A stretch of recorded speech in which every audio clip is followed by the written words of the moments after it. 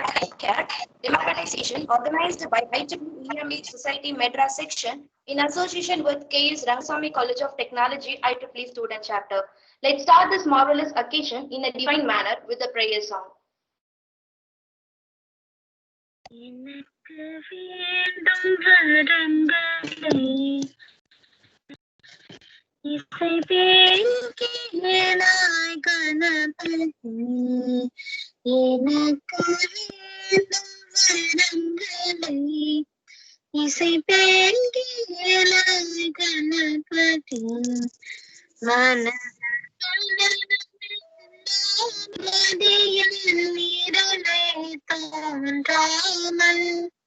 மனதில் சலனமில்லாமல் மதியில் நிழலே தோன்றாமல் நினைக்கும் பொழுது நினைவால் நீ செயல் நினைக்கும் பொழுது மௌன திடனி செயல் வேண்டும் கனக்கும் செல்வம் 100 வயது இவையும் தாரணி கடவாயே கனக்கும் செல்வம் 100 வயது இவையும் Dharani கடவாயே.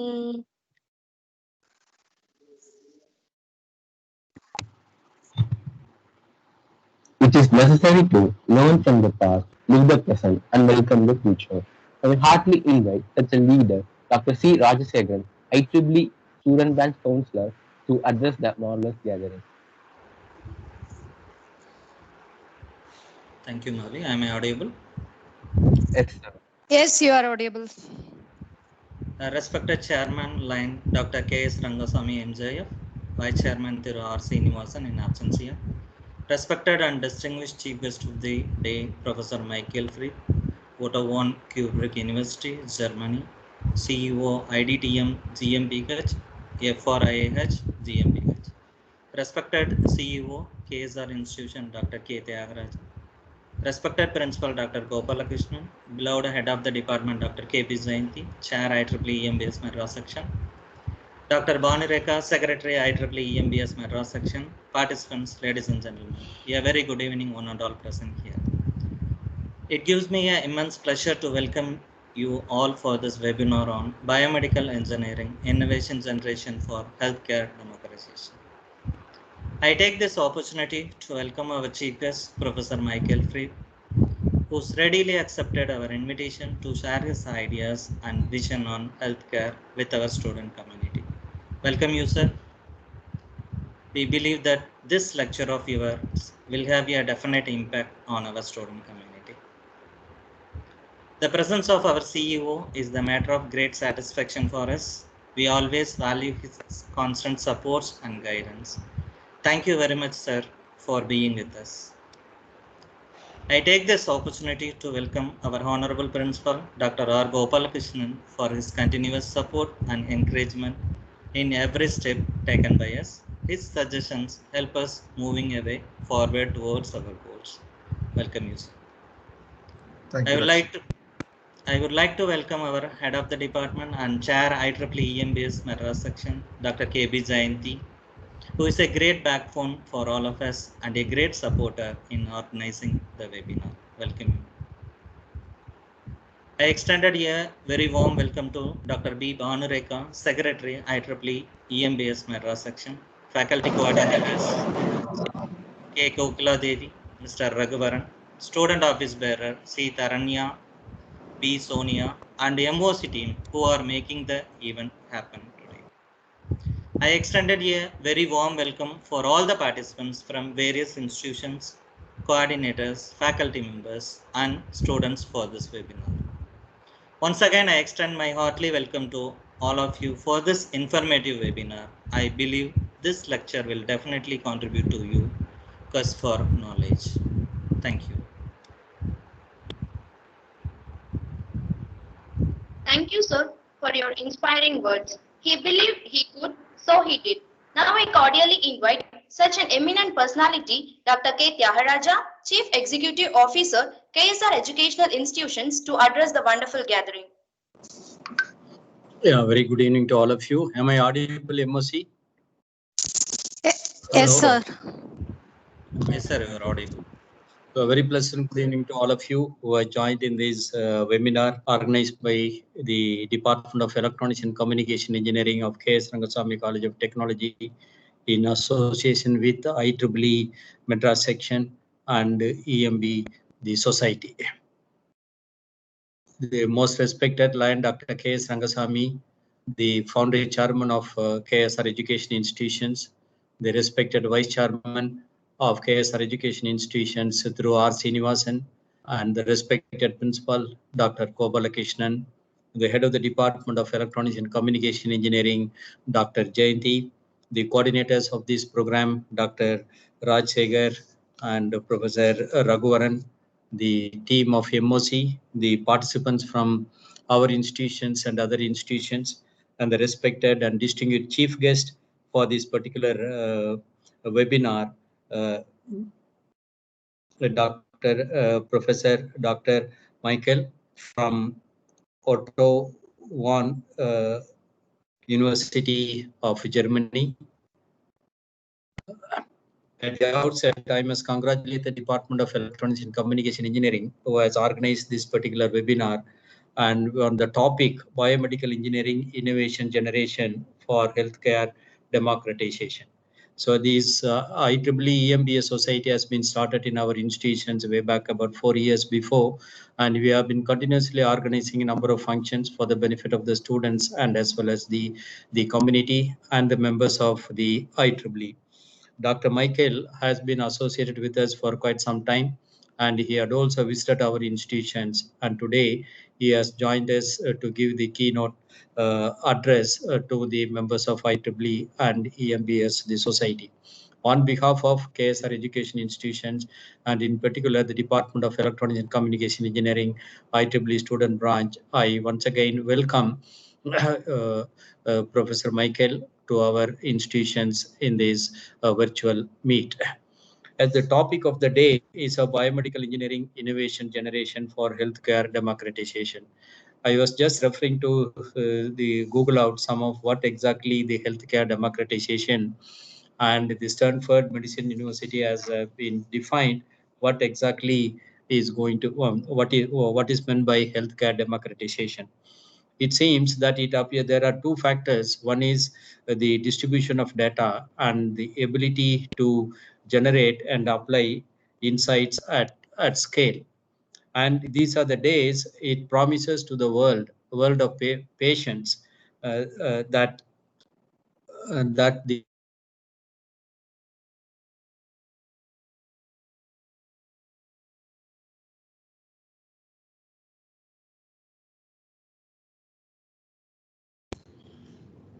So we are not able to hear you.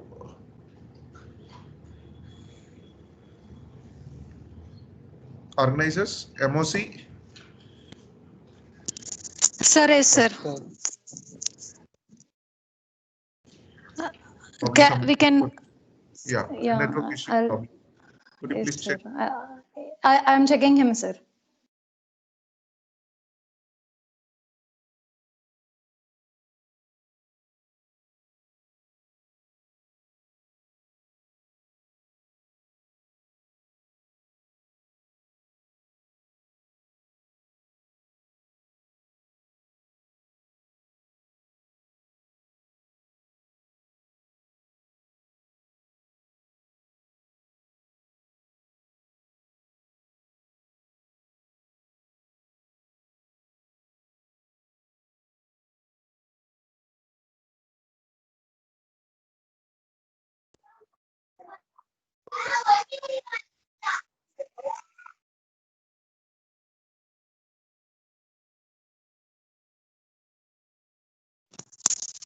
MOC, you can proceed with the next felicitation. Okay, ma'am. Thank you, sir, for your wonderful work. A great principle builds character, inspires dreams, encourages creativity, and builds confidence. Now, I graciously invite such a dynamic personality, Dr. R. Gopalakrishnan, Principal, K.S.Rangasamy College of Technology, to felicitate the gathering.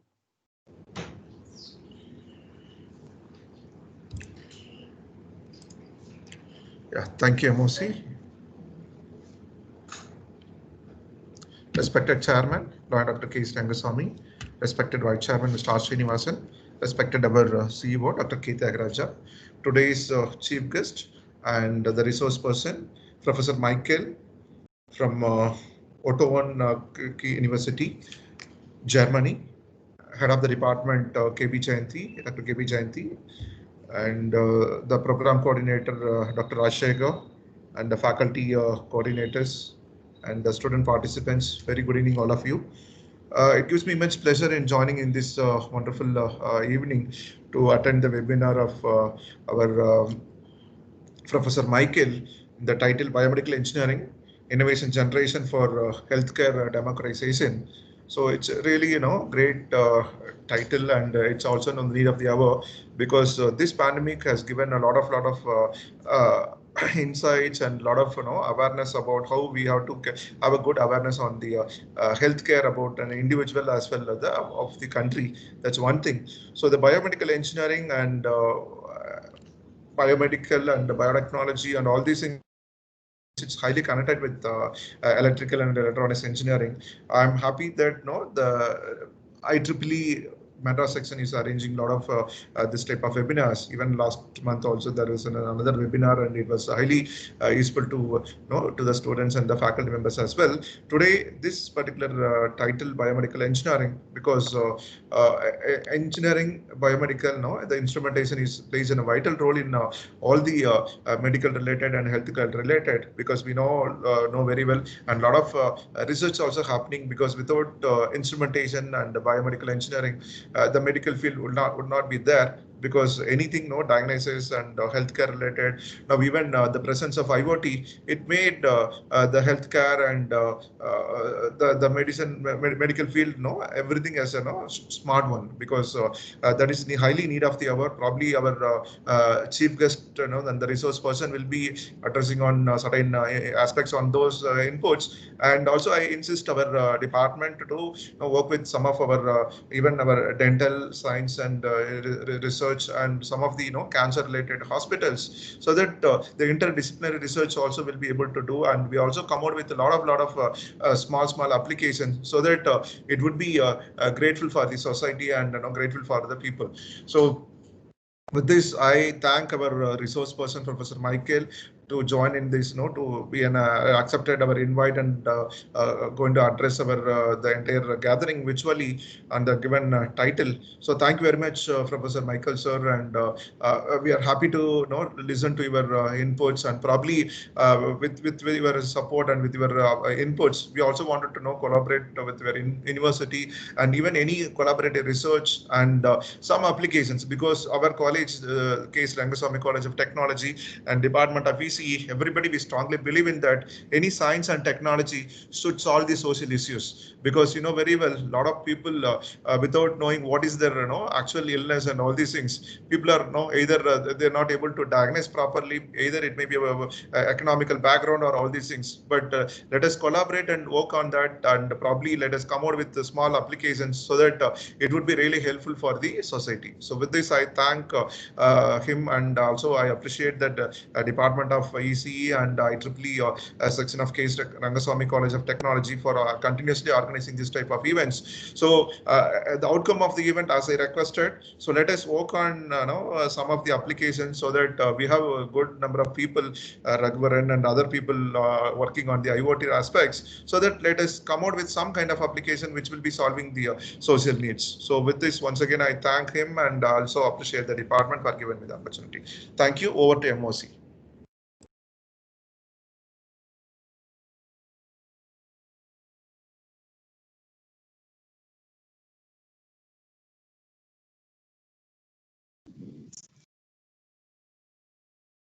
MOC? Thank you, sir, for your ambitious words. Leaders are close to enough to relate to others and fair enough to motivate them.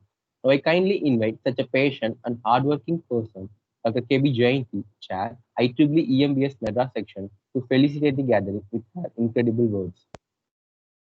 A very good evening to one and all present here. My hearty thanks to Professor Michael Friebe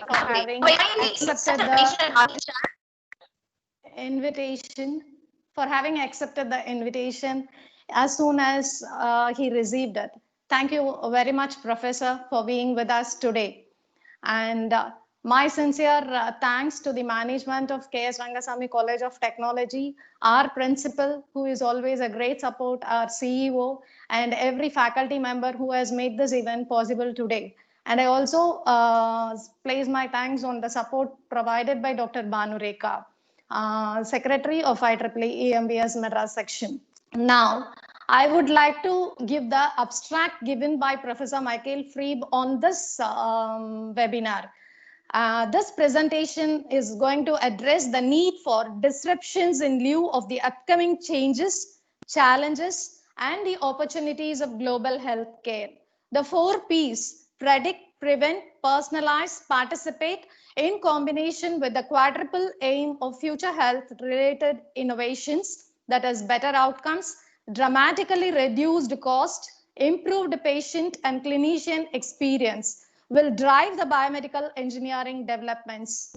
The current way of delivering services will be disrupted with new offerings and new business models, exponential technologies, and the characteristic 6Ds affecting the future will be presented here, and their impact on development as well as clinical as well as biomedical engineering education of the future.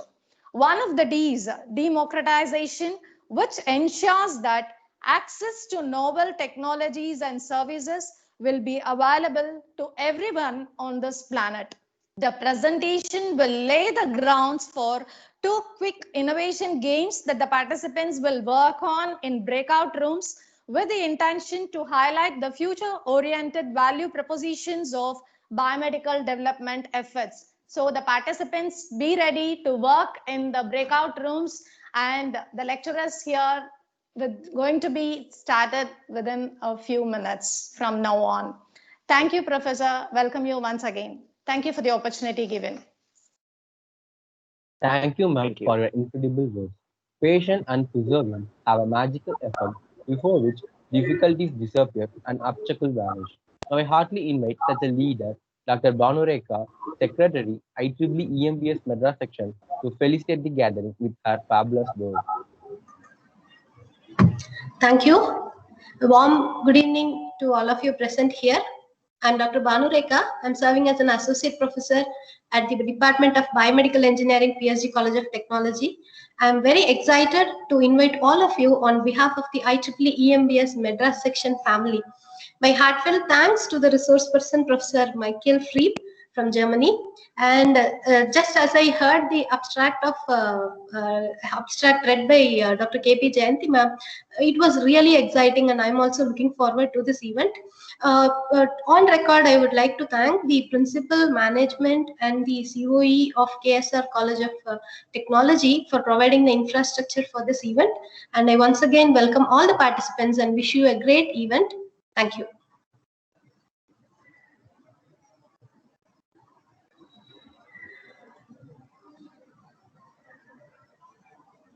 Thank you, ma'am, for your inspiring words. Let us remember one book, one page.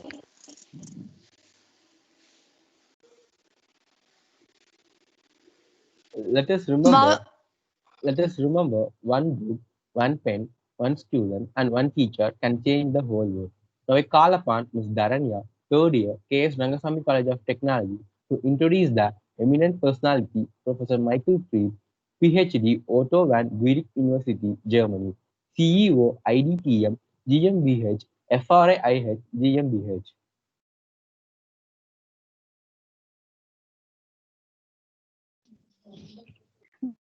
Evening to one and all virtually present here. I feel immense pleasure in introducing Dr. Michael H. Friebe. He is a German citizen with expertise in diagnostic imaging and image-guided therapies as founder, innovator, CEO, investor, and research scientist. After a BSc in electrical engineering, he spent 5 years in San Francisco as R&D engineer at a MRI and ultrasound device manufacturer. In that time, he graduated with a MSc in technology management from Golden Gate University, San Francisco, and back in Germany, obtained his Ph.D. in medical physics from the University of Weiden. Dr. Friebe currently is a research fellow of TUM in Munich, an adjunct professor at the Queensland University of Technology in Brisbane, and a professor of health tech innovation at the medical faculty of Otto-von-Guericke University in Magdeburg, Germany. He is a listed inventor of more than 100 patents, author of more than 300 scientific contributions, has started well over 25 medical technology startups, and is a board member of 4 medical technology startup companies and an investment partner of MedTech Investment Fund. He is an IEEE senior member and was from 2016 to 2018 distinguished lecturer of the EMBS teaching innovation generation and future-oriented MedTech translation entrepreneurship from bench to bedside, especially in combination with exponential technologies and by employing interdisciplinary approaches within an ethical and patient benefit centered environment. We are privileged to have an opportunity to listen to him this evening. And on behalf of all gathered here, I welcome you, sir, to this webinar. Thank you. Thank you, Dharanya. If your action inspire others to dream more, learn more, do more, and become more, you are a leader. I cheerfully invite such a person who has accomplished this success and our most valued guest of today's session, Professor Michael Friebe, Ph.D., Otto-von-Guericke University, Germany, CEO, IDTM, GmbH, FRIIH, GmbH, to acknowledge the gathering with his enlightening words. Thank you very much for the kind introduction. So a couple of things up front. Get your cell phones ready. I will ask you to do something. We will probably not do the breakout rooms. I'm really sorry for that, but I think we don't have enough time. But we'll play at least some information games that I would like to actually get from you. So get your cell phones ready. So we can go and at least ask some questions and get some input from you. So before I start, let me just share my screen. So this is my screen. So I just put this out. So if you ever want to know about Otto-von-Guericke, very interesting guy, lived in the 17th century. He's the namesake of the university, and he was a universal scientist. So he invented actually the vacuum, and he invented a lot of the metrological instruments that are used. And he was also a mayor, so he was not only involved in science, but also in administration. So very interesting guy. And so if you're ever interested in reading about him, it's quite interesting to actually look a little bit through his science part. So what I want to do today is, let me just go for this. A lot of the things were already mentioned that I want to talk about. Why are we needing biomedical engineering innovation? And maybe also for you to get a little bit more comfortable and maybe also a little more bold with your biomedical engineering education, because I think at the end of the day, sometimes the biomedical engineers are kind of like they're seen as supporters, as helpers, but not as innovators. But I believe that biomedical engineering is in the middle between the clinical science, the patient, and technological capabilities. And if you guys don't work on creating innovation, then it is left up to the clinicians who don't have an idea about technology, or it's left up to the engineers who don't have an idea about clinical aspects. So I think biomedical engineering needs to be lifted up a little bit more and needs to be put in the foreground of innovation generation. By the way, I just wanted to mention that I'm also in the advisory and organizing committee of the EMBC conference in 2022 that's supposed to happen in Kolkata. So I hope it will happen. I think it has not been decided yet, but I think the chances are very good. And in this case, I will definitely come back to India for that EMBC meeting. And I also remember the time I had at your college I don't remember exactly when I was there, I think 2 or 3 years ago.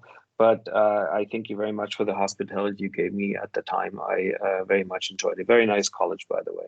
So what we want to talk today is these 4 Ps that you all also already mentioned.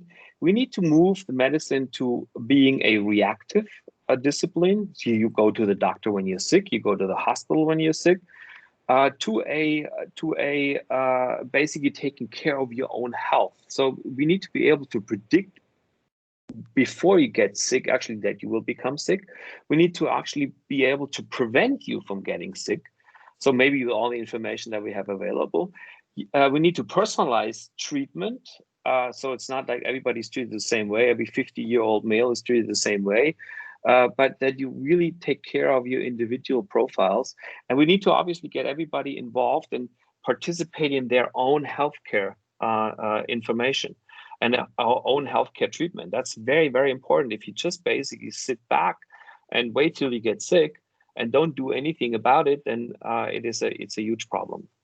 By the way, you see all these movements because sometimes I have problems with the screen. So you see that I move forward. You see the plus sign now, and you see the quadruple aim. Can somebody confirm that, please? Yes, we are able to see it, good. Professor. Okay, because sometimes you have to pick the right screen. All right, and another thing is that's very, very important, that we sometimes develop tools very incrementally. So we are looking at making something a little better rather than actually thinking completely new and making. And that's why I put these quadruple aims out there. Those should be the goals of development in the future. Obviously, everything we develop should have a better outcome for the clinician and for the patient. It should have improved clinician and patient experience, but it also should be dramatically lower cost than it is right now. I mean, you know that from your own setup in India, if you have enough money and you live in a decent city, you can have all the best healthcare that is on this planet available. But if you are unfortunate and you don't have the money available to pay for these high cost equipment and tools, or you live in a rural area, you have a problem. And this is also part of the democratization process. We need to make healthcare equal and available to everybody, but on a very high level though. And if you don't address the cost issue, it will always be a problem. So cost is, to me, one of the most important innovation drivers. Now, researchers don't necessarily see it that way. They always believe cost is something that, well, it's not very research oriented. It's not that important. Cost is the most important thing. So if we don't work on lowering the cost dramatically, I'm not talking 10%, I'm talking factor of 10 or factor of 100 or even more, then we will actually get into a problem area where there's enough people out there who can afford it, but there's even more people out there who cannot afford healthcare, and that will cause social problems. And if we have done that, we probably get to what we call sustainable health. So we'll have something which has a social aspect, has an creates economic stability, is not always increasing cost for certain things, and it will also have a certain environmental responsibility. So everybody had their cell phone ready, right? So please enter www.menti.com on your cell phone, and then it will actually ask you for a code. This is the code. And the only thing you have to do then is basically answer a question. The question is, what is a one-word description that you have right now for current global healthcare that comes to your mind? You can actually enter, 3 times if you want to, but don't make complicated words with underbars or minus or something like that. Just try to actually put it up on one word. So I'll at the same time watch what happens on the on the screen here. I see also when people dial in. So let me see when the first one is actually doing it. I'm doing it at the same time while we speak about it.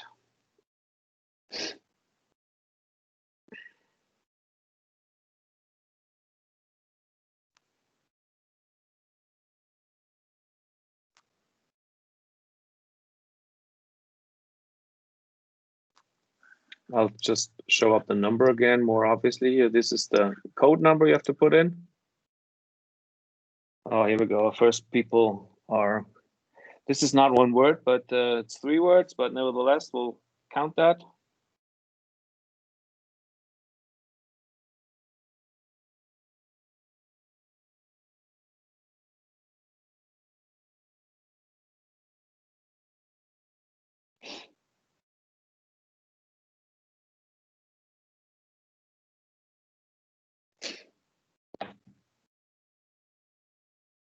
So I will tell about 30 or 40 people. It's always interesting to see. Don't look at necessarily at what other people write, but just write your own statements. We'll have about, I think it's about 100 people on the call. Is that about right? So I would like to have at least 40 or 50 responses to have a decent information on there. There we go. That's a little quicker now.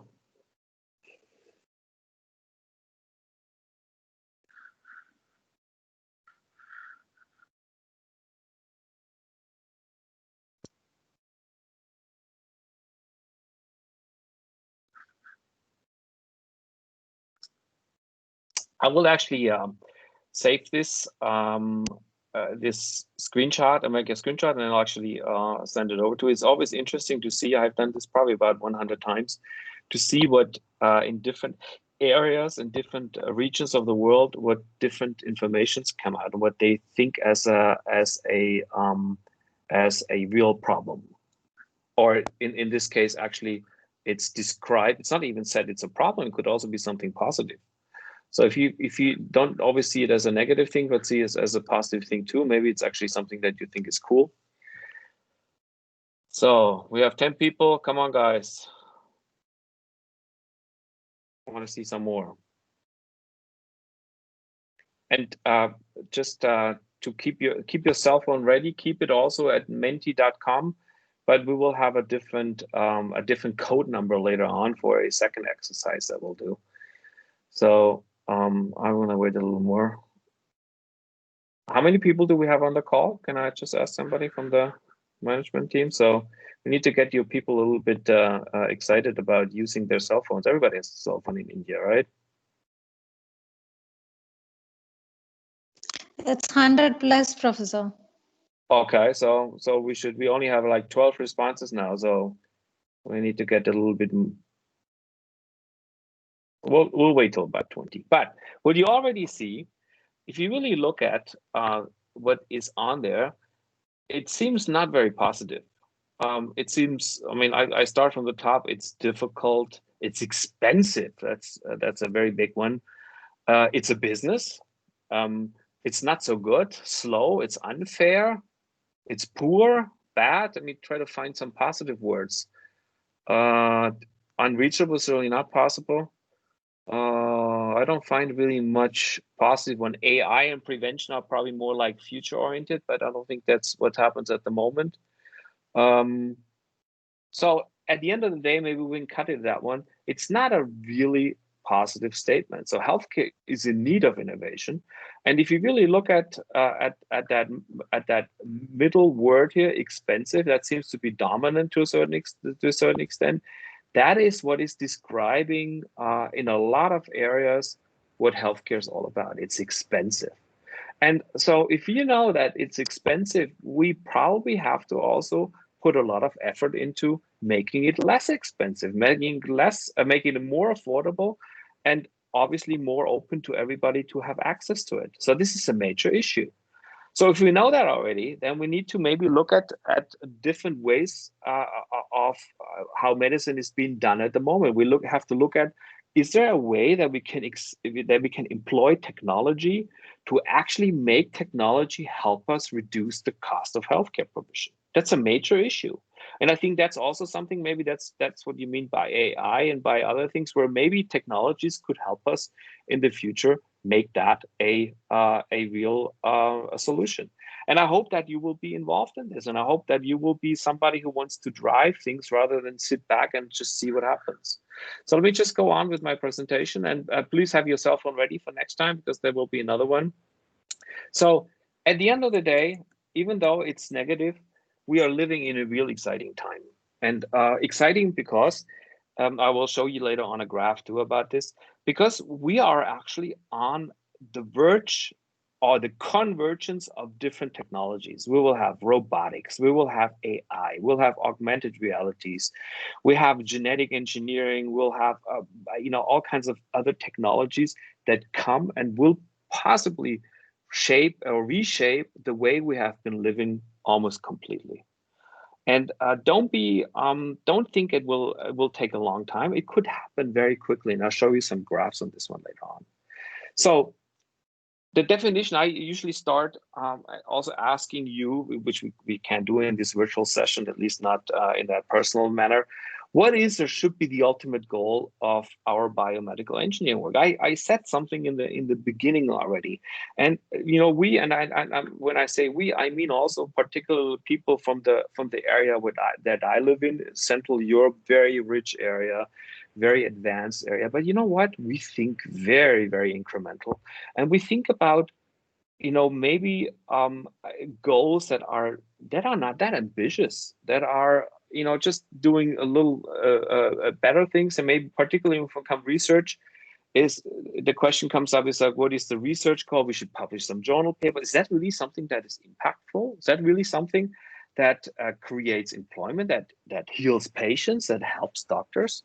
I believe not really. Or should we get a PhD, become famous? Or famous, not everybody wants to become famous. It's also not something that is always good. But what is the real goal? What is the goal of your innovation work?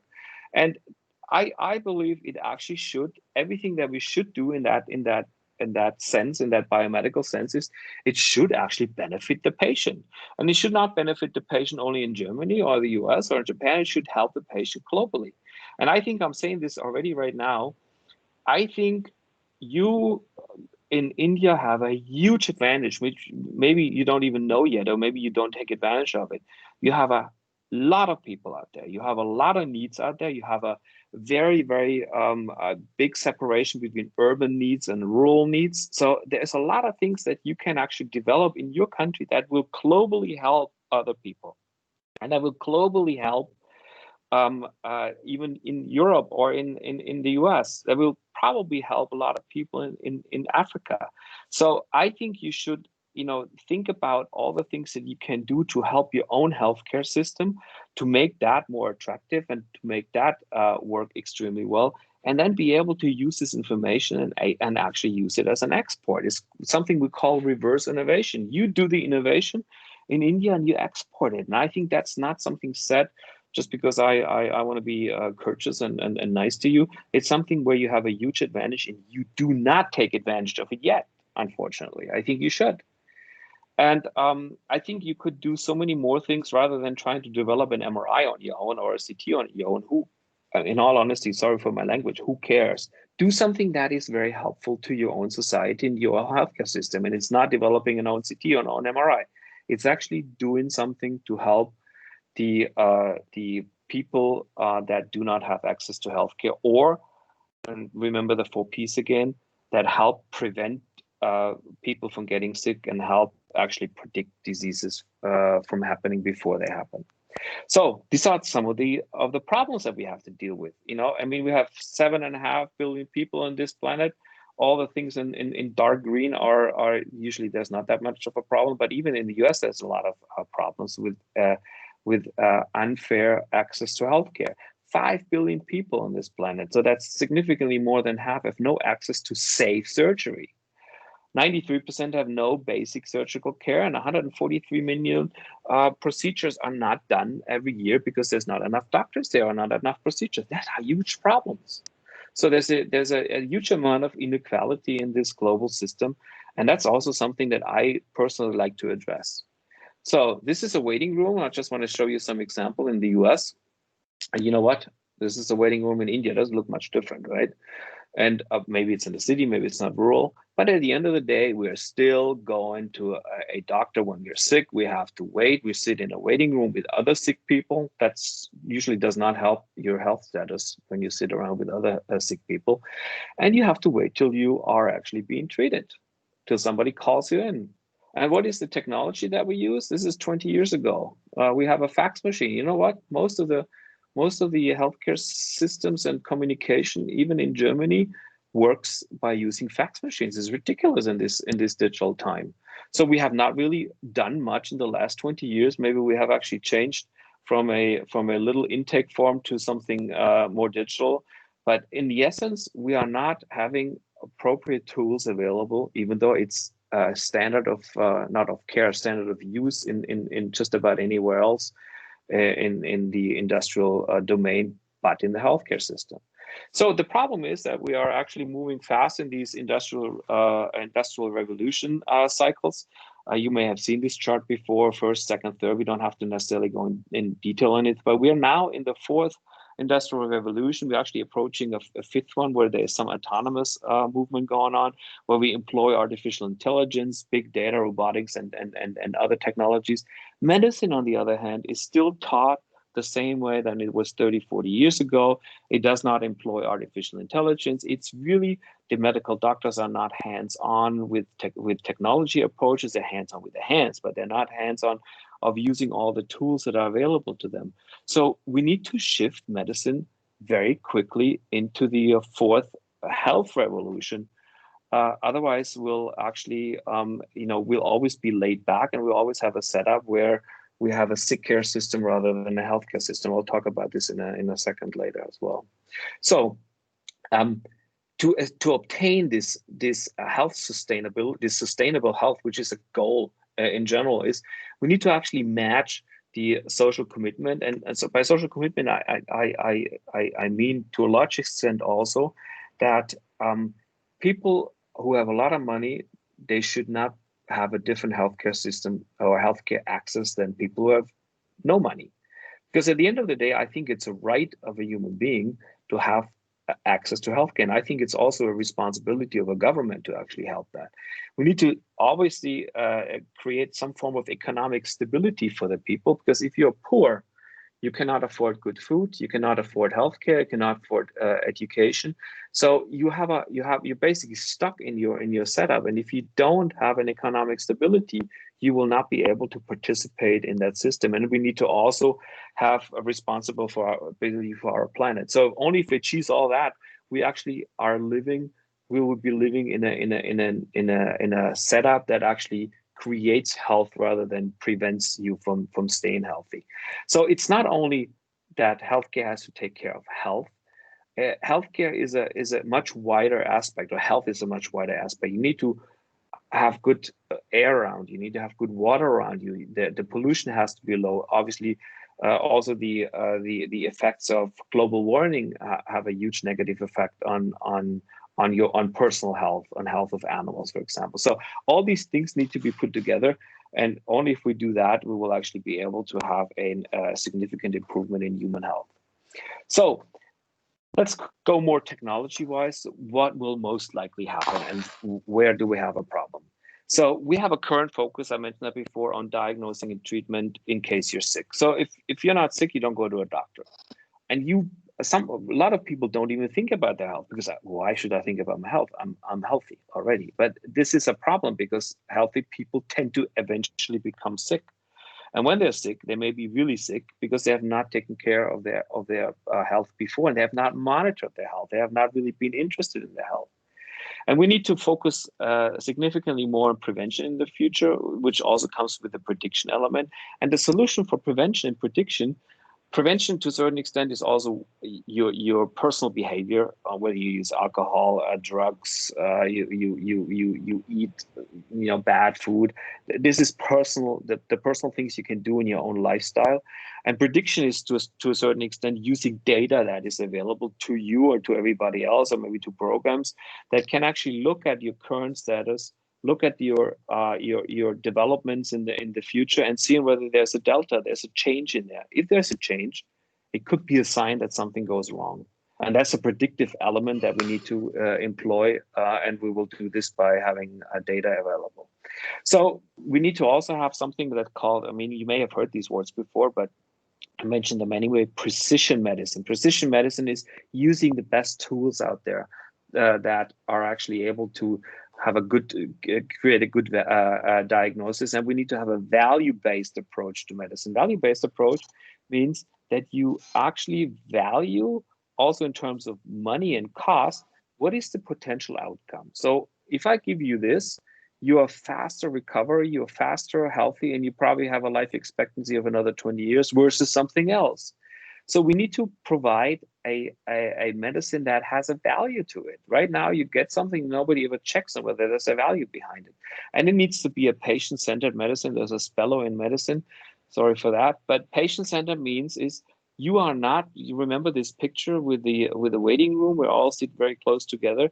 No, That's not how we should do medicine in the future. We should do medicine so that actually you are diagnosed very early, and in a setup that takes care of you as the patient in the middle, and then puts you to the different departments that are needed to actually get to a conclusion and the right treatment.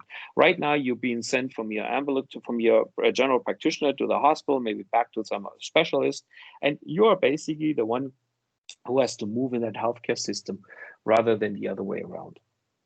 And we need to have we will have a delivery shift in the future. So just assume you have a device at home that can actually measure your auscultation, the blood flow, your ECG, your SpO2, maybe even do some cardiac monitoring, maybe get some even small lab work done. So maybe you even can have a little blood and you have a little analyzer on your mobile phone, and that uses this data information, uses AI, and then comes up with a traffic light pattern. Green, you are fine, don't worry about it, continue, it's all good. Orange, oh, we have seen actually some changes happening to you. You need to be a little bit more careful and maybe give you even some advice what to do. And red, please go to the doctor. Now, this is a very simple system, but I mean, ask yourself, is that something that is impossible to do? Is that something that is way out? Or is it something that you see will be happening very soon? I believe it will happen very soon, because all these things are around already, are available. And we need to really, really look at cost. I mean, making things complicated, which means expensive, that's not that complicated. That's actually, from an engineering point of view, very easy. You use an MRI system, you add a PET system to it, and you just merge them, and then it creates a little bit more information, but it costs a hell of a lot more. Now, is that really something that solves problems? I don't believe so. I believe we need to actually look at existing technologies and maybe use, however we do it right now, use advanced technologies, maybe again AI or some other sensoric devices, for example, to create something similar or better for dramatically less money. And there's plenty of examples where you can where that can happen. So I would like to give you some recommendations, and particularly with respect to global healthcare. This one we talked about already, so we can go over there. Interesting. If you really look, and that's something where I believe you should be very, very carefully looking at future. What is the future going to look like? And how can I predict what will happen in the future? Because prediction is something incredibly important, because if you, for example, develop something for a hospital, and that will take 5 years, and maybe then there's another 5 years the hospital can use it, and then a hospital is not needed anymore for particular aspects because things shift from the hospital maybe to home care, you have a problem. So you need to understand what will happen not only with technology itself, but also what will these technologies, what kind of effect will they have on delivery? Where will healthcare be delivered, for example? And if you look at this chart, and it's not an old chart, I actually took that from, I think it's also from Stanford University. It's that at the moment, and in 10 years, there will be only 10% of healthcare delivery globally in a hospital. 2% by a doctor, and basically the rest will be done either anywhere. Maybe you go to a shopping mall, and while you're at the shopping mall, you get your teeth fixed, or you have a diagnostic checkup, or you go to the pharmacy. Maybe certain things are already available like that. And 21% will be done at home. I personally believe that's even low. I believe that actually probably the 67 are maybe a little high, but I believe that the 25% are low. I think you will have the devices at home that will allow you to monitor your health status very well, and to actually decide, is it something severe, or is it something that that I can just sit out at home and maybe get some medication. Now in Germany, we're now introducing right now the electric prescription, and we also have an electronic digital record, and that's all connected to each other. So if you have a telecommunication linked to your doctor, and you have some data that is transmitted there, he or she, the doctor, can then decide on whether it's good enough to actually give you just a prescription. He will actually issue an electronic prescription. The pharmacy will get that and send you the devices home. That's not rocket science. That's a technology that's probably possible for the last 10 years, but we have not introduced it because it's, to a certain extent, the government and the politics are responsible for that. And if you have a very clustered healthcare system, and India, from what I remember, has a very clustered healthcare system, it's very difficult to implement these things. So I just give you another quick example, though, from why it's not really working either from a German perspective. I actually went to a radiologist at a heel sporn, so it is not a massive thing on my heel, and the orthopedic doctor said, go to the radiologist. Now, I was not able to do an online booking for an MRI, which I don't understand why that should not be possible. You just basically pick a time slot and then you book it and then you go there. No, you have to call the radiologist who nobody can give you any information. They don't pick up the phone. You eventually get your MRI done. This is a paper printout. They gave me an A4 paper printout. We are living in a digital world in one of the richest countries in the world, and I get a damn paper as the foremost important slides. And then I get a handwritten diagnostic report. And on top of that, a CD-ROM. I don't even have a CD-ROM drive anymore. I don't even know what to do with this. So this is digital world in healthcare in Germany, one of the richest and most advanced countries in that respect, and it's ridiculous. I mean, do you see already the amount of optimization potential you could do here? And I'm sure if you really look at problem areas in India, you will find tons and tons of segments where you can actually improve, but you have to look for it. And I think that's maybe one of the most important things that I can tell you right now. You need to look for the problem and need to dive into the problem and understand the problem. Don't build something before you have not understood the problem. So one more time, just looking a little bit at digitization of industries. The red one is the digitization of healthcare. So most advanced are some of the retail, finance, insurances, and some of the most laid back are agriculture and healthcare as part of it too.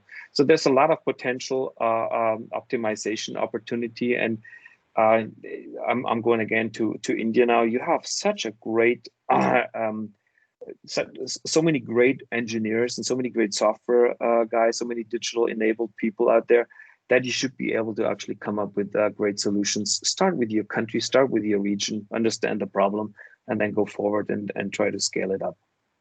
A quick one to the most important thing in my, at least from my understanding, about how you would specify and judge healthcare.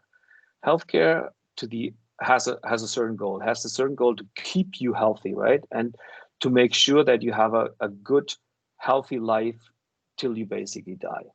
And it should also increase life expectancy. That just should be goals of a good healthcare setup. And I hope you would agree with that. And if you really look at two countries here on that chart on that graph, in the middle, the one I pointed out, United Kingdom and United States, you see that the United Kingdom actually has a higher, and we call it HALE, that's the health adjusted life expectancy. So it's not like the actual life expectancy. You may live another 10 or 15 years longer, but what is a good quality of life? So if you lay in a bed and you have to be taken care of for the last 5 years, these 5 years are being subtracted. You live another 5 years, but are they really valuable? That's a different story. So the health adjusted life expectancy in UK is about 2-3 years higher than the United States. But if you look at the x-axis, you see that the United States spends 2.5 times as much money to actually reach that goal. So Germany is on the same level in the US with respect to life expectancy, but spends significantly less money. So money is an issue, but you see, spending more money does not necessarily mean you actually live longer. Now look at this gray arrow. This is the industrialized nations, Singapore, Japan, United States, and look at the green ones. And the green ones, those are the Leapfrog nations. And Leapfrog nations, one of them is India, and another one is obviously China. And you see that this green arrow has a much steeper curve. So which means that these countries are catching up and actually passing, because they're on a steeper curve. They will probably pass these other nations dramatically, because the industrialized nations are locked in a healthcare system, while the Leapfrog nations are actually starting from a different point of view. They're starting from a different organizational point of view with respect to healthcare. And I'm pretty sure they will pass these industrialized nations fast because they have different ways of actually implementing new technologies, new approaches. And you see at what cost they do that. If you compare, again, the amount of, if you just look at Thailand is almost on the same level than Germany, but spends less than 1,000 per person, where we spend 5,000. So it's just as effective, the health aspect, than Germany, but with dramatically less money. So democratization, in my sense, means that we have to have access to healthcare. We have to make sure that there is access to healthcare for everyone. And right now, at least the way we develop in Germany and the US, is we make healthcare actually always more expensive. We have new tools out there that are having a certain incremental value and make something a little better, but they don't cost a little more, they cost a lot more. So if you have only a little increase and a little effect, but you have a huge effect on the cost, on cost going up, you will more and more money spent on healthcare, and you will make healthcare less and less available to everybody. And you will obviously create some form of inequalities. So you probably know this, but I just want to make it clear one more time that health, we're talking healthcare, and we talk health. Healthcare is when you are actually sick and you need to become healthy again, but health has a lot of more aspects to it. And I mentioned some before. Health is something that you should take care of yourself to a certain extent, and partly it has to do with the environment. And so 25% of what determines on whether you stay healthy or not has something to do with your social circumstances. So it's easy to say, but people who come from a rich family and have a good education have a higher chance of becoming older than people who are coming from poor families. I think that's obvious to you. So we need to do something about this. So if you look at the right side, there's top 10% of 50-year-olds and bottom 10% of 50-year-olds have a difference of 14 years in their expected life expectation. And that's in the US. So I'm not sure how that is in India. It could even be worse in India. I would expect it would be worse in India.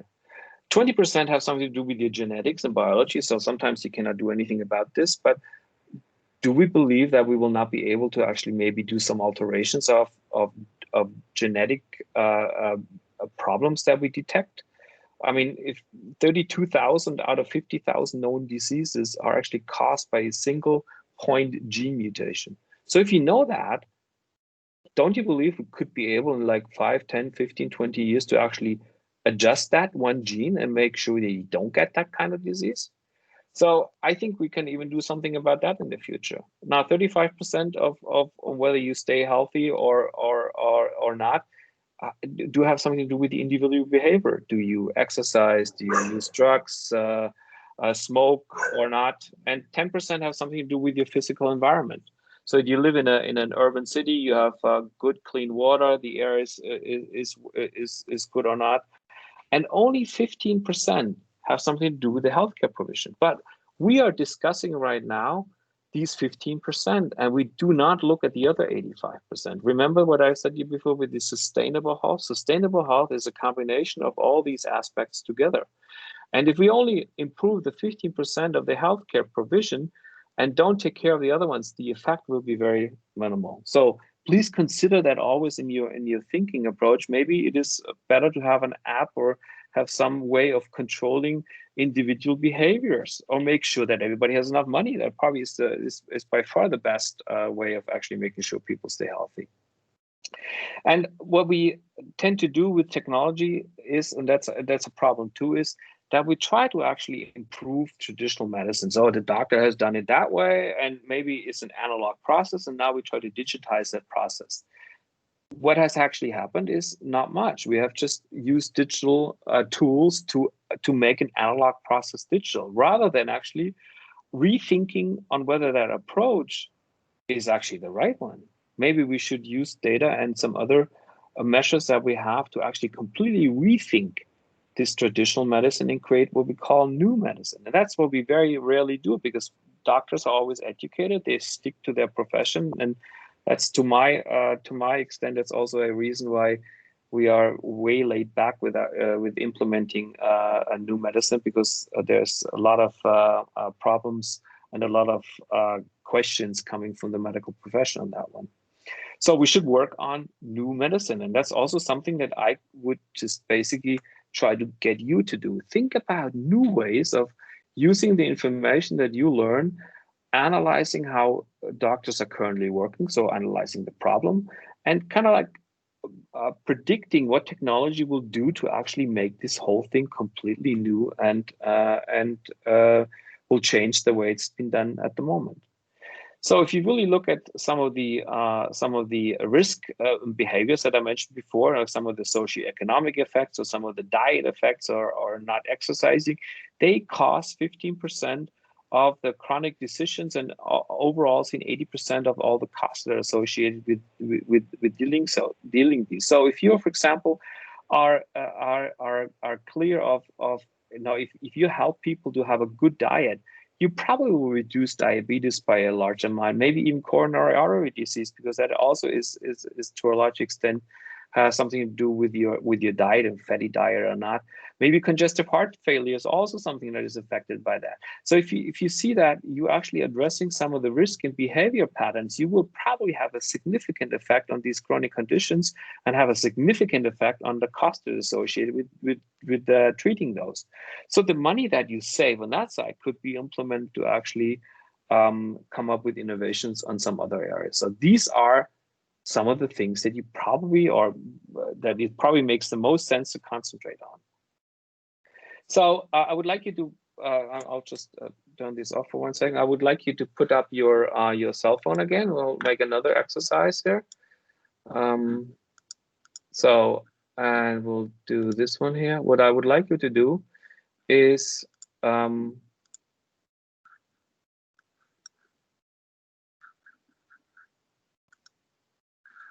let me just use this back. So use code 7018435 and tell me, before you do that, who or what are the biggest blockers with respect to healthcare disruption democratization? So who do you believe is the one that stops these things from being implemented? So is it the government that says, oh, we don't want democratization, or we are too complicated? And just give me an idea what it is in India. Would you believe it is in India? And why do I do this? Because if you know who are the biggest problems, then these are the ones you have to address.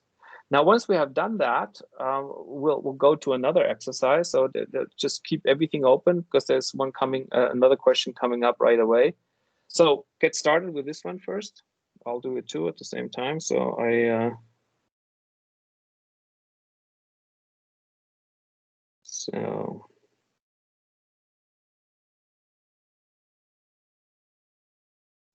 and again, the code was 7018435. That was somebody really quick.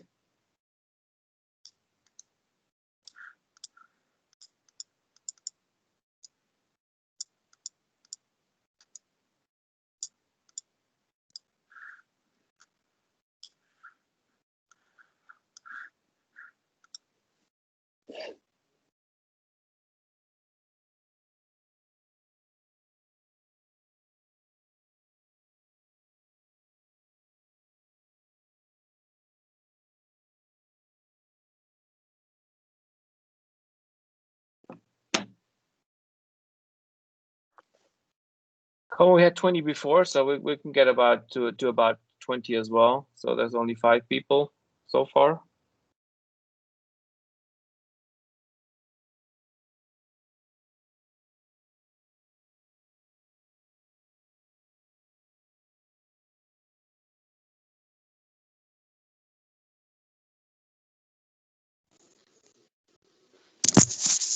See, participants are requested to log into www.main, and you give the code which is there, 7018435. There is a question for that you are expected to reply.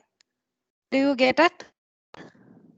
Well, at least 7 got it, so we'll see. And then it was 14 or 15 in the next one. So, but if this is too complicated, maybe it's too complicated right now. Maybe I set it up too complicated too. Then we can also switch. But so what comes out right now, at least from the 9 people that we've seen, or 10 people, that they think that the governments are the main problems, followed by the doctors.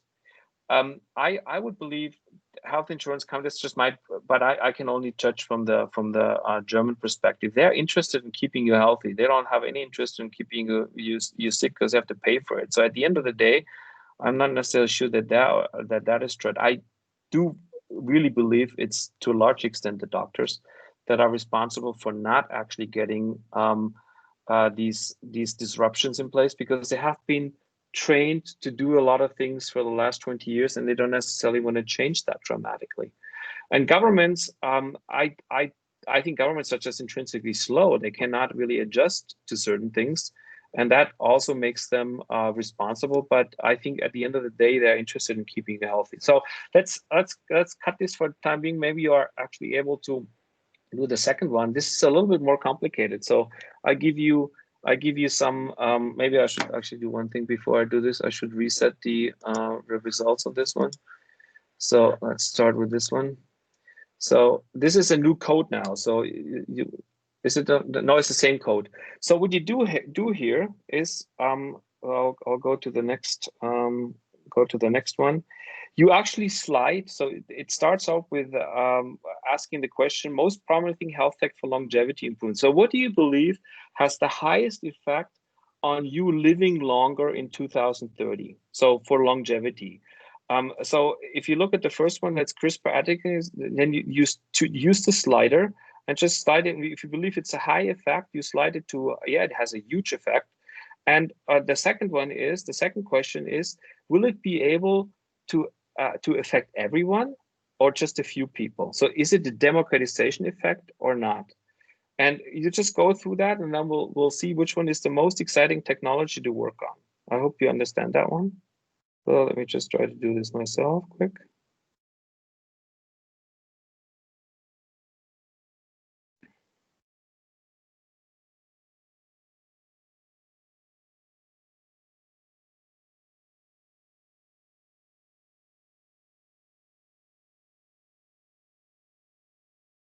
Okay, so that was my input and somebody else's input. Very exciting. So we are changing here, and you see on this graph right now, the x-axis says it has a low or high effect for democratization. So will people have access to it? Will it come to them? And on the sorry, that's the effect on longevity, and the y-axis is it being available to everyone or not? So the most promising one right now on this chart would be number 6, is advanced health sensors. So we'll have another. And number 2 is 3D print, so it will have a low effect and will be able to view. So what this chart shows you, and this is, it's very interesting to see what comes out of this one here, because I've had, in most other countries I've done this, people are believing that AI, machine learning, big data has by far the highest, will have by far the highest impact on longevity, and will by far have the highest impact on democratization. And here it's a little different. Okay, I think we cut this. You can do it you can continue to do it, and I'll make these charts available, because I think it's always interesting to see, because you need to focus, that's my opinion, on things that have a high effect on democratization, making healthcare available to everyone, and has a high effect on longevity. Those are the 2 features. If you find them both, you will have a winning situation. So let me just go back to the chart and then run through, because we don't want to spend too much time on these things. So you rightfully see, though, that COVID had some interesting positive effects. Yeah, you know, people think right now of all the negative stuff, but the positive effect on healthcare was that digitization in healthcare and making actually a connection to a doctor, at least in a lot of countries, have had a significant fast development scene. In Germany, we have telecommunication, teleconsultation for a long time around, but it has not been accepted as part of the medical practice yet. And within a few months, people did not want to go, and I'll show you this one, they did not want to go to the doctor anymore.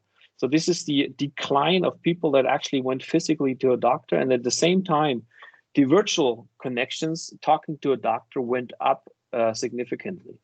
And it's interesting to see that a pandemic like the corona had a dramatic and fast effect on digitization in healthcare, and I think it will stay that way. And we have seen that some of these technologies that can be offered in consultation that have been offered are just as good, if not better, than sitting in a waiting room surrounded by a lot of sick people. Okay. And you see that also when you look at the big companies. This is a chart from Siemens Healthineers, one of the big companies in that aspect, that they see that you need to actually have a continuation in your healthcare path. You need to work on prevention. That's seen on the left side, healthy living aspect, and you will need to have an empowered patient that actually takes care to a certain extent of their own health, collects data points.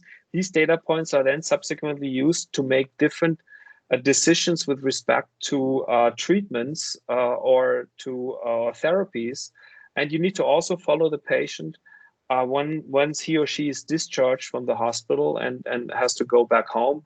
And you need to be able to follow up on the progress of the patient development. This is a digital pathway. And you see that also when you look at the FDA. The FDA is the Food and Drug Administration in the United States, the ones that basically regulate medical devices. They know that all these little toys and tools that you have, these wearables, they have these smart rings, these Oura rings, or I have a bracelet around here, right? That they collect so much valuable data that is so important for monitoring your health status and making sure that there is a prediction that helps you to prevent any sicknesses from happening. And that is the new way of actually looking at medicine, but this has not arrived at the education system yet. So if you look at a lot of these technologies that I call exponential technologies, you will see that they will be used hopefully in the next few years. And I only put down 4 years or 5 years as an horizon to actually change the healthcare products, services, and processes. Don't always look only at products, look also how are products being used. New apps, are they being used by the doctor? Are they being used by the patient? Are they being used by the healthcare provider? Are they being used by the insurance companies? Are there any processes to be changed? If you know that your app tells you, hey, it's just a cold, don't worry about it. Take some easy cold medication. You don't have to go to the doctor for that. And these are changing processes, maybe increase services. So at the end of the day, and that's the bottom part, we will work from treating sick to preventing from becoming sick. And we have all these other healthcare technologies or approaches that will be implemented in the near future. Don't be naive to believe that the only thing that these technologies will do is change or digitize the analog processes. They will completely change the current approaches, and with that, and you also need to be careful about that, they will also change business models. I'm not sure the business model of a hospital is a good one. I would not probably invest in the next 10 years in a hospital, because I believe that some of the hospitals will disappear. So you also need to think, and that's some development recommendations I would give you. You need to be working on devices that are small, easy to use, they're cheap, and obviously they need to be connected to the digital world. And you also should look not only at creating something that is not been around, but look at existing workflows and approaches and try to actually make them simpler and easier, and then just try to reduce the cost of that one. That's huge innovation effect on that one. So if you look at, let me just go back on this one. If you look at India, for example, and maybe I'm a little wrong with that, but I'm assuming you have an uneven, unfair access to healthcare in India. You have expensive. There's an expensive for a large part of the. It's too expensive for a large part of the population. You have the issue between rural and urban, and the education and healthcare staff is behind. So you have not enough healthcare staff. You also see that there's advantages in India. You have clear needs and low barriers. You can actually use a technology and probably get a much faster adaptation acceptance of these tools. And you probably are being able to increase your longevity significantly faster than anywhere else, and have opportunities for healthcare at home and self-care. And all these ideas and devices that you can maybe develop also come with novel business models, and with that, with a certain form of disruption. I think I'm going to cut over this. I'm going to cut over this quickly too. So I want to talk quickly also about these 6 Ds I was mentioning in the abstract. So exponential technologies are qualified by 6 Ds. And you see the easy path going up, which is called linear. This is a linear technology when you make an engine a little bit more gas saving and a little higher horsepower. So every year it's going to be a little better, and it's a very linear approach. There's not a massive disruption. The massive disruption in engines would be an electric engine. That would be something completely different. But in a lot of technologies, you start with a disappointment phase, and that's actually electric cars are a good example for that, because batteries don't last very long. They cost a lot. They're environmentally not conscious. So it's quite disappointing to a certain extent.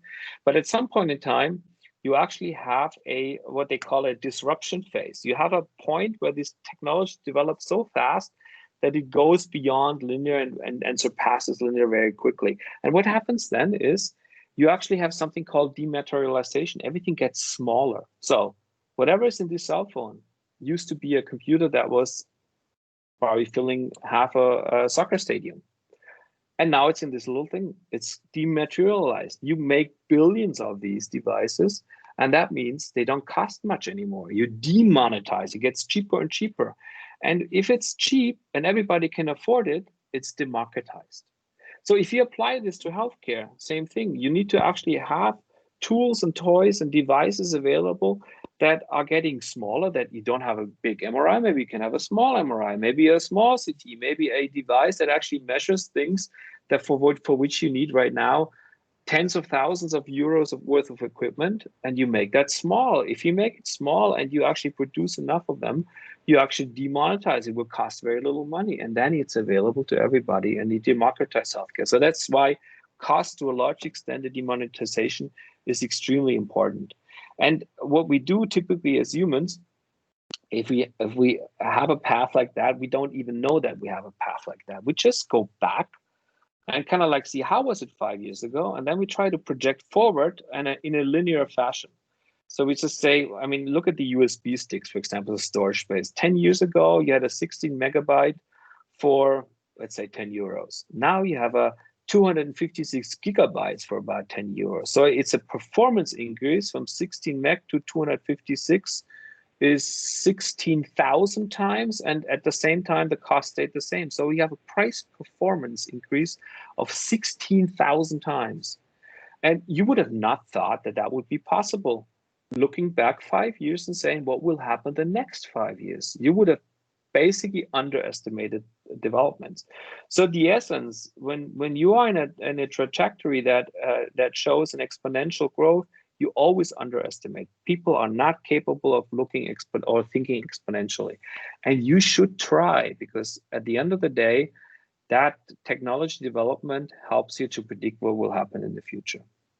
And maybe that will also happen that we use technologies not only to increase the lifespan, but also the quality of life. So that we will be working till 80, 90, or 100 and feel like we are only 40 or 50. And why should that not happen? And why should we not try to go for this? I think it's a very good goal and something that we should go for. I wanted to just show you some exponential numbers, so just to make sure that you understand that we are in this phase. Internet of Things, internet users, I think that is very clear. Everybody is now available, is now accessible. Internet is 5 billion people out of 7. We have a lot of robots that have been implemented or introduced in the last 10, 15 years, exponential curve. Unfortunately, that's also an exponential curve, is that our health is the cost of treating old people, or in the last 2 or 3 years of a life, is incredibly high. So if you make, and we go back to this one, if we make sure that we are actually having a good life almost till the end of our lifespan, this will also go down. And you see here that dealing with chronic diseases will actually also help us reduce cost and create value to the population significantly more than what we would expect. Okay. Now, also, this is an interesting chart. If you look at what people die of when at a certain age.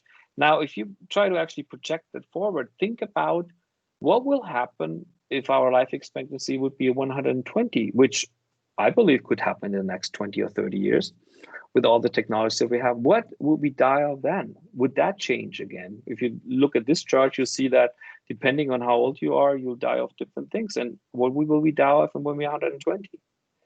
So at the end of the day, and I'm getting to the end of the talk, and I think I should get to the end of the talk. I have 2 more minutes left, at least on my clock.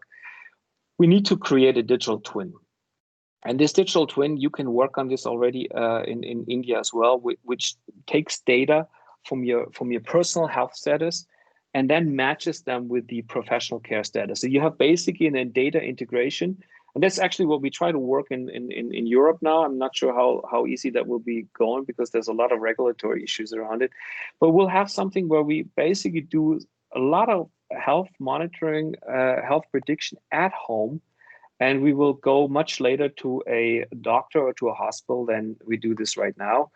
But obviously, this data integration will be an essential part, and we will learn a lot from using this data for prevention and prediction. But we need to, and then go to the piece again, we need to be able to participate in this with our own willingness.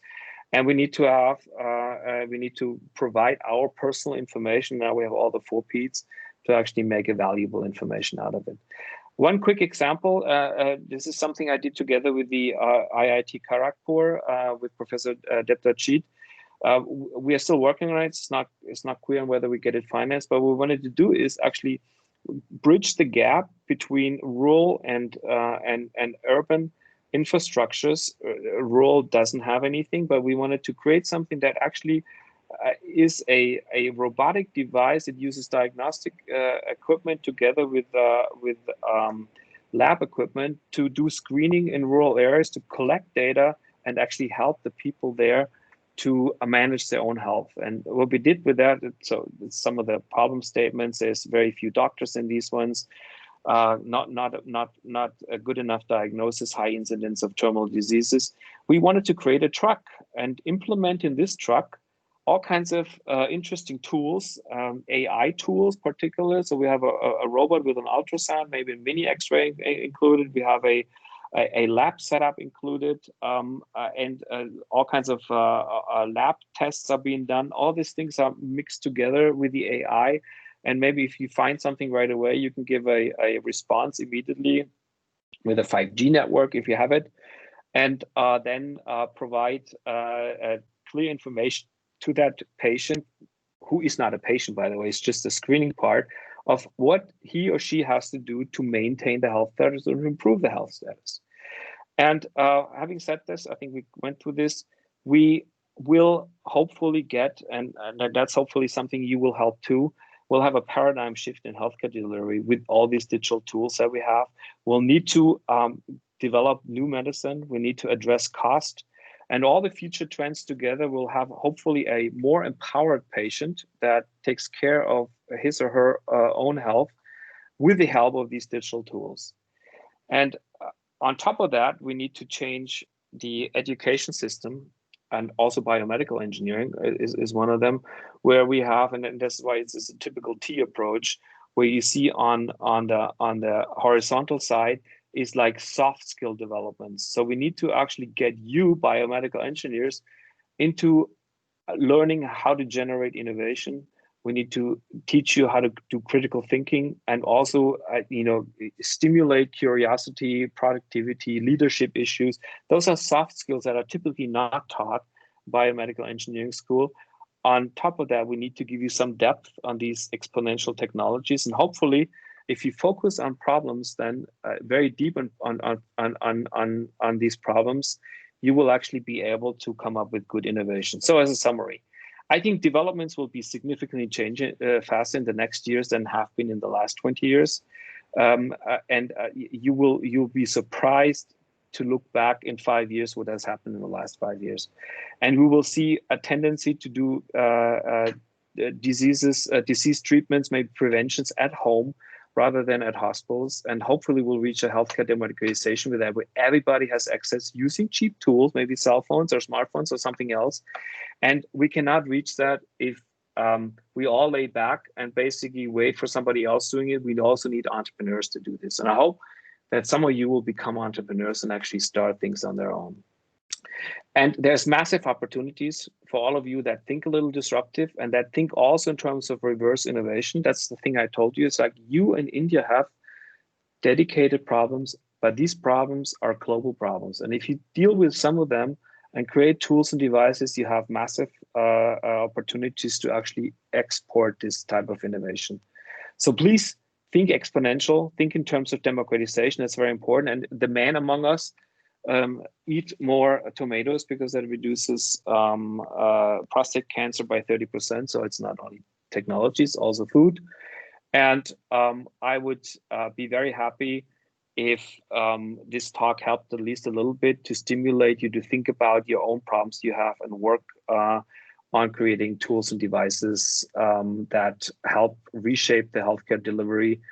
And with that, I stop my talk. I hope you will sleep more, meditate more, see family more, because they help you significantly more than these devices. But for any other things, please ask me questions if you want to. Thank you very much. Thank you, sir, for the enlightening words. The platform is open for any queries. Participants can unmute themselves and ask their queries.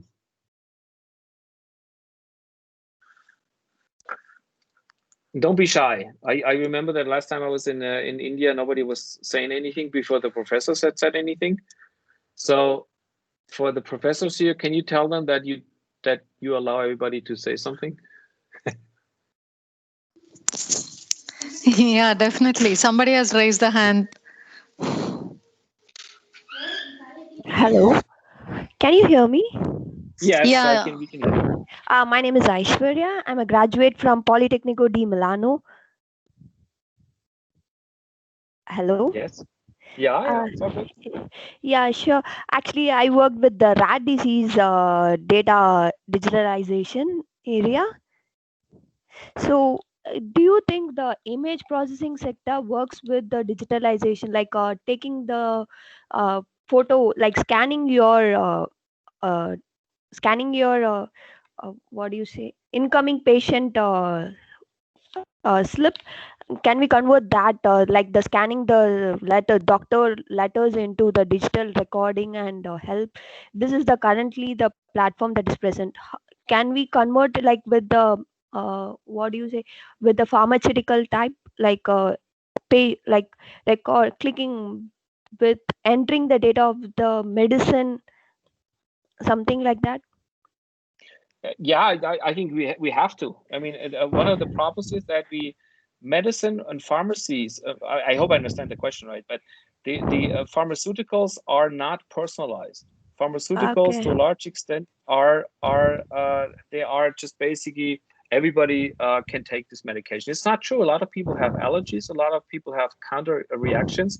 So if you're not able to actually put the digital information of a patient, of the physical behavior of the patient, of the shape of the allergies, together with the pharmaceutical counter reactions, you will probably give the wrong medication. So I believe to a large extent that all these things need to be matched to each other, and that's why we need to come to a point where we have a proper analysis. You have a proper digital twin, right? You know exactly what you are, how your body is composed of, what your personal elements are, and then you can actually come up with a really good therapy and strategy of how to treat you. And at the moment, we treat everybody the same. I don't know, was that answering your question? Yeah, thank you so much. Thank you. Okay.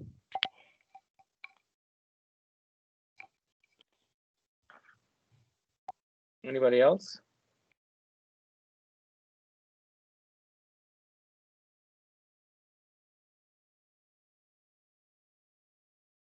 Come on, there's 85 people on the call, plus 85, so that's about 100, right?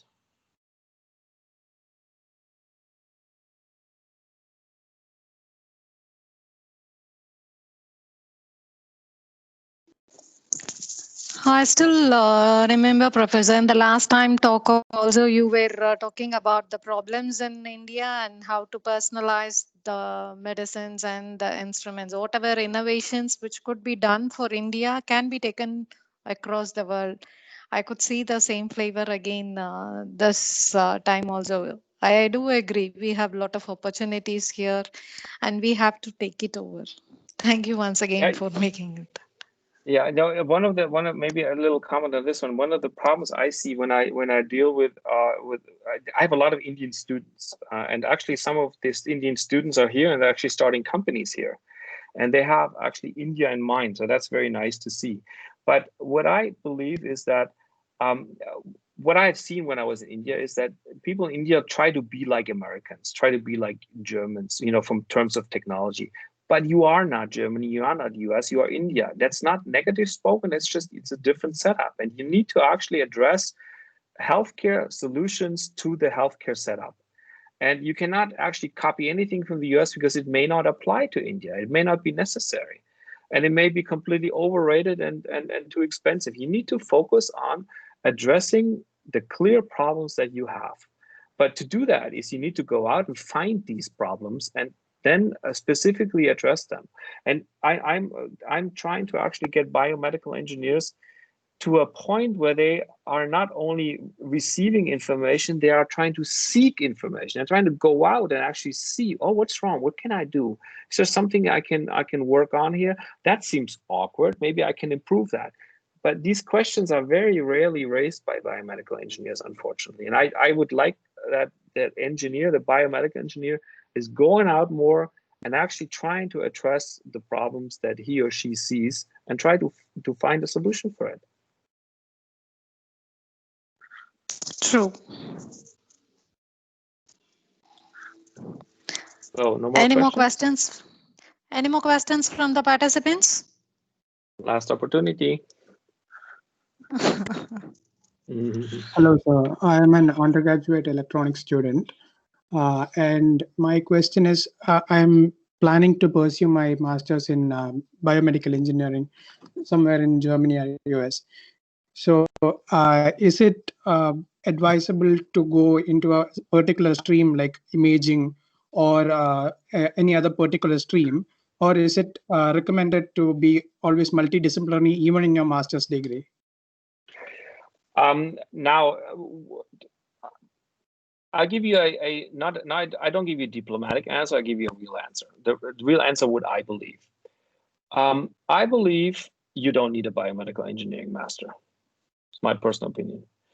I think what you need to do is you need to have a health tech innovation master. It's not available. You cannot study that at the moment. But what you study in a master in biomedical engineering is a little bit more of what you do in bachelor. What you don't learn is the soft skills to actually be an innovator. You don't learn curiosity. You don't learn problem solving. You don't learn team approaches. You don't learn to work with interdisciplinary teams. You need to find a program that actually helps you, basically deal with any problem. I mean, getting into imaging is reading books and is maybe, reading papers and getting together with people who are there. You can learn that later, anytime. You can learn any of the technologies later on, anytime. What you cannot learn, or is difficult for you to learn, is of how to actually use these technologies for the good and for the development of tools that are needed. So I am sometimes a little, how would I say this? I'm not entirely sure that staying with a particular program is helpful. I believe you should actually learn for yourself, not necessarily for the labor market. A lot of you guys are actually, and that's in Germany too, they are thinking about the labor market. Where can I find a job? And what will be the best? The best is what you make out of it. And the best is what you believe you want to do in your life. And maybe an education is not a bad start for that. But getting a more and more advanced degree is not always the solution. So I did not answer your question. I'm sure on that one. But on the other hand, biomedical engineering is a far topic that deals with the patient. So if you put your head on, empathy on, and you try to put yourself into the position of the patient, you actually can come up with ideas for which you don't need to have a PhD. So, go even one step further. So you're basically recommending me to be a part of a society like IEEE, EMBS, so that there is a lot of daily life activities going on. That is not a bad idea anyway to do that. I mean, to be a part of an IEEE and BC organization, because they cover the whole aspect. You need to understand that there is this, again, you need to have an understanding of where is healthcare going, what is happening to healthcare. Then you need to understand what is technology that you can employ that actually solves these issues coming in this healthcare development status. And just as an electrical engineer, which is a good starting point, I'm an electrical engineer too, and I never studied biomedical engineering for that matter. I went to a PhD also in electrical engineering. You need to apply these technologies then for the good of healthcare. I am not doing electrical engineering anymore, just so you have a feeling. I do a little bit of electrical engineering, but I do a lot of mechanical engineering, a lot of AI, a lot of thinking on in terms of business models. Whatever you learn right now, you will possibly not use in the next 5 to 10 years anyway. So do something that you believe has a high impact. That's my recommendation. But you don't necessarily have to follow this, right? Yes, thank you. But maybe I can also give a word to the universities and colleges. I would also believe that universities have to rethink their approach to teaching, and I'm very happy when colleges are actually thinking about what can we do in the next 10 years to ensure that the business model of university and of our education system is staying the way it is. So if you put digital tools in there and you actually focus on these providing innovation input for people and telling them to or teaching them how to become innovators, I think that's a cool goal. On whether you actually only teach them of how an MRI works is possibly not going to be the future.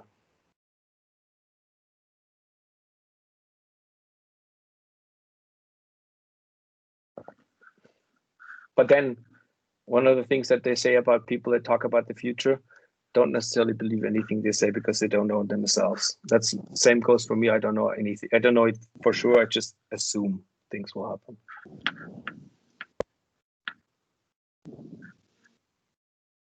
So, no more questions? Hello, sir. This is Kavya from ECE. I have a question. Now, COVID-19 has taken its mutation. In this situation, do telemedicine will work? On whether the new vaccine will work? Is that the question? Sir? Was that the question, or whether with the mutation the new vaccine will work, or will something else come? I didn't quite understand the question. Telemedicine will work in the situation of COVID-19? I'm not a pharmacist or chemist or biologist, so I cannot answer that question really. I would assume, I mean, what I'm pretty clear on is that there will be a COVID-20 and there will be a COVID-22 and a COVID-27 or 31. It will come and we will have to live with it, just with the flu medication.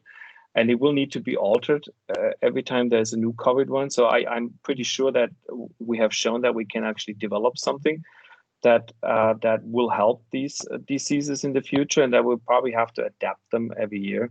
But I'm sure that this COVID in general will have a huge effect on how quickly pharmaceuticals will be developed and how quickly we can adapt to them. So I think it was all in all not that negative what happened with COVID, at least not with respect to how people work together, how innovation comes to market. So I think that was actually rather positive.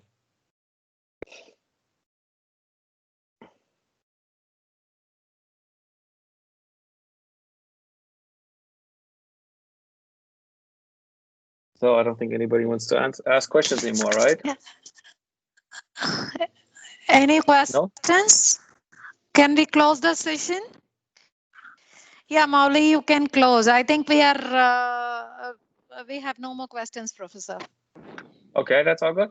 That's more questions than I had when I was in person at your site. They were very reluctant to ask questions. Probably because it is virtual. You'll see. Yeah. Yeah, Mauli, the MOC can proceed. No matter what language we speak, a kind and smiling thank you always speaks to everyone's heart. Now I kindly invite Mr. Mauli, third year K.S.Rangasamy College of Technology, to propose the vote of thanks. Good evening to one and all virtually present here. I deemed it as a great honor and privilege to propose the vote of thanks on this memorable occasion. First and foremost, I would like to thank Dr. K.S.Rangasamy, MJF, Chairman, KSA Educational Institution in absentia. Next, I would like to extend my thanks to Mr. R. Srinivasan, Vice Chairman, KSA Educational Institution in absentia, and Dr. K. Tyagarajan, Chief Executive Officer, KSA Educational Institution, for your support. I especially thank Professor Michael Friebe for giving us an inspiring and thoughtful talk. I would also like to express my heartfelt thanks to Dr. R. Gopalakrishnan, Principal, K.S.Rangasamy College of Technology, for your support. I would also like to thank Dr. K.B. Jayanti, Head of the Department, Electronics and Communication Engineering, for giving us all the support we needed to make this event a grand one. And I would also like to thank Dr. Bhanureka, Secretary, IEEE EMBS Madras section, for your support. At last but not the least, I would also like to thank all the faculty members for the valuable contribution and all the participants who are virtually assembled here in the seek of knowledge during this pandemic. Thank you. Thank you, Professor. Thanks a lot for being with us, for your time with us today. Thank you. Very good. So if you could send me the link of the recording, that would be nice. Yeah, we'll do that. I think our principal has joined us. You have to say a few words to us, sir. Thank you very much, Professor. So again, as I requested earlier, so looking for, you also mentioned, which is really proud moment. It's not about number of publications or number of PhDs. The patient should be benefited. So I really like that slide, and we are also working on the same with the same line. So let us collaborate and try to help the society for the betterment. Thank you very much, Professor. Thank you. Good day.